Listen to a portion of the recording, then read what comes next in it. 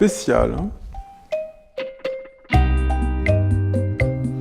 C'est le croisement d'une peau de mouton et d'un vaisseau spatial, hein, un peu Spoutnik. Là où ça se corse, c'est de penser qu'on est en 1950, quand Hans Wegener dessine la Flag Alliard. En fait, tout commence à la plage, au bord de la Baltique ou en mer du Nord. C'est l'été. Vous pouvez imaginer le cri des mouettes, les enfants qui barrissent.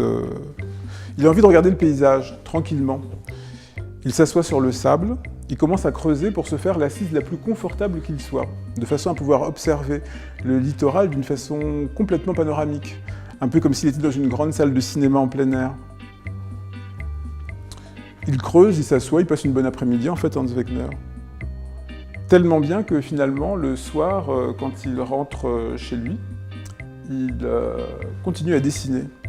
Finalement, si son trou dans le sable, si ce jeu de bac à sable à un âge où normalement on ne joue plus à ça, se transformait en quelque chose de plus permanent, une assise. Après cet après-midi à la plage, Hans Wegener, rentré chez lui, développe son projet. Cette assise expérimentée à même le sable va devenir un vrai produit. Il continue à dessiner et finit par trouver l'idée d'utiliser de la corde. Il va en utiliser 240 mètres qu'il va enrouler autour de cette structure tubulaire pour finalement prouver qu'un siège en métal peut être aussi chaleureux que le bois. Mais c'est sans compter la peau de mouton.